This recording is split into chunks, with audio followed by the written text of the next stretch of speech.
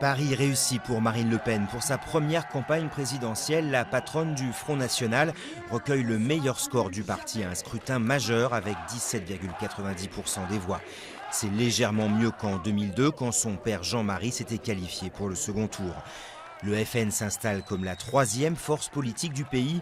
Objectif désormais détrôner l'UMP à droite dont le FN prédit un éclatement. Face à un président sortant à la tête d'un parti considérablement affaibli, nous sommes désormais la seule et véritable opposition à la gauche ultralibérale, laxiste et libertaire. Arrivée en tête dans plusieurs départements comme le Vaucluse ou le Gard, elle peut savourer sa victoire. Car généralement, les fortes participations électorales, comme c'était le cas lors de ce premier tour, ont toujours plutôt desservi le FN.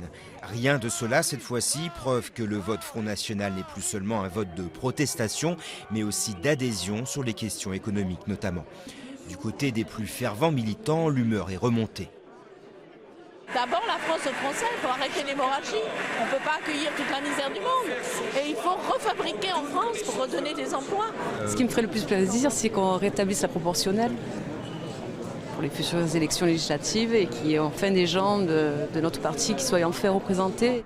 Dans ces circonstances, un report des voix vers Nicolas Sarkozy pour le second tour n'est pas assuré, même si le chef de l'État a mené une fin de campagne très droitière avec des appels à moins d'immigration et plus de protectionnisme.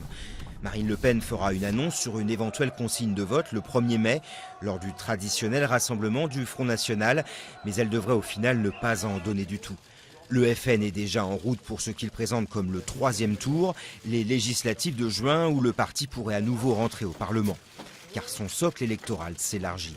On parle des jeunes, on parle des ouvriers comme étant les électeurs principaux de Marine Le Pen. Ce sont également des personnes qui sont pour partie âgées, pour partie issues des catégories populaires et également en termes de répartition géographique des personnes qui habitent plutôt dans des zones rurales que dans des zones urbaines. Marine Le Pen devrait elle-même se présenter dans son fief d'Hénin-Beaumont où elle a fait près de 10 points de plus que François Hollande.